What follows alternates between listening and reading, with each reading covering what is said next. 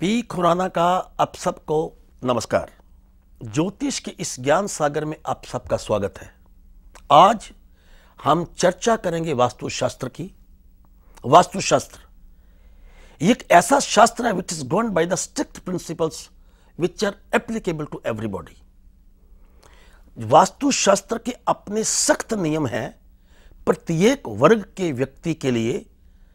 अगर हम इसको ध्यान से देखें तो वास्तु इज क्वाइट कंफ्यूजिंग। मैं आपको आज यही बात बताना चाहता हूं। वास्तुशास्त्र कंफ्यूजिंग क्यों है? अगर वास्तुशास्त्र के नियम हम अपनाते हैं, चाहे बनाते हैं मकान, वो मकान चाहे आपका है या आपके मित्र का है, या फिर मकान मेरा क्यों ना हो, वास्तुशास्त्र के अपने नियम इतने कठोर हैं कि हर इंसान जो मकान बनाएगा, फैक्ट्री बनाएगा या अपने घर में किचन या पूजा घर बनाएगा, उसमें एक ही आधार होगा वास्तुशास्त्र के हिसाब से, जो कि एक बेस आधार नजर नहीं आता। मेरा विचार यह है कि जब तक वास्तुशास्त्र को ज्योतिष के साथ जोड़ा ना जाए तब तक बात नहीं बनती। Because what I feel, Vastushastra without astrology has no relevance at all. ज्योतिष को अगर हम वास्तुशास्त्र के साथ जोड़ते हैं तो उसमें तीन बातें जो ध्यान देने योग्य हैं वो ये है। पहली बात स्पेस, दूसरी बात डायरेक्शन और तीसरी चीज है टाइम। सबसे पहले हम स्पेस की बात करते हैं। जो भी व्यक्ति ने इस दुनिया में जन्म लिया है, एवरी पर्सन इज कंडीशन्ड। हर इंसान का अपना अपना एनवायरमेंट है। मछली जो है बगैर पानी के मर जाएगी। दूसरी तरफ शेर को अगर पानी में जिंदा रहना पड़े तो वो मर जाएगा।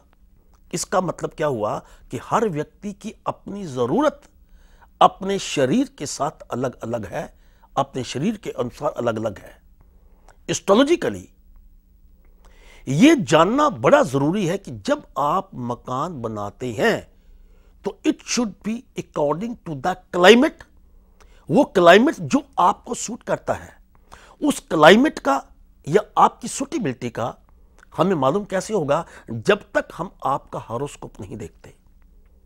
आप मकान बनाना चाहते हैं, आपके हॉरोस्कोप में यह बात बिल्कुल निश्चित तौर पे दर्शाती है कि आपको मुंबई सूट करता है, आपको दिल्ली सूट करता है, या आपको मकान बनाना चाहिए बेंगलोर में, अमृतसर में, या फिर इंडिया या अब्रॉड।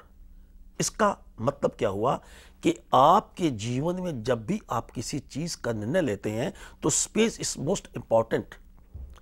स्पेस का जानना सिर्फ कुंडली के आधार पर ही है। अगर आपकी स्पेस आपके कुंडली के अनुसार नहीं है तो आप ये मानकर चलिए कि आपका मकान जितना मर्जी खूबसूरत क्यों ना हो, जितना मर्जी अच्छा क्यों ना हो, आपका मन आपके मकान में बिल्कुल नहीं लगेगा, मन आपका उचाट रहेगा। इसलिए space is most important according to horoscope. अब हम बात करते हैं टाइम की एंड डायरेक्शन की। अक्सर हमने देखा है, या आप लोगों का मत है, कुछ ज्योतिषियों का मत है कि पूर्व दिशा अपने आप में कमाल है जी। आप एक बात ध्यान से देखिए कि जब वास्तुशास्त्र यह कहता है कि जब आप किचन बनाएंगे तो उसकी दिशा ये होनी चाहिए, बाथरूम बताते हैं तो उसकी दिशा पर्टिकुलर होनी चाहिए, या पूजा घर बनाते हैं तो उसकी दिशा एक निश्चित तौर के ऊपर बनाई गई है according to Vastushastra.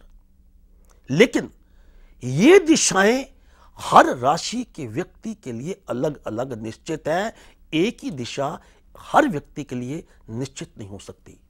And logically speaking, एक बात जरा सोचिए ध्यान से। अगर हम आज ये मान लें कि ईस्ट डायरेक्शन के पूर्व दिशा सबसे बेहतर है, अगर हम इस बात को मान लें कि पूर्व दिशा सबसे उत्तम है, तो सारी दुनिया को आज तोड़ना पड़ेगा। दूसरा, यह बात देखो कि जिन लोगों की डायरेक्शन ईस्ट है, एक बात आप ही सोचिए कि क्या सभी के सभी लोग अपने जीवन में सफल हैं? क्या वो सक्सेसफुल है?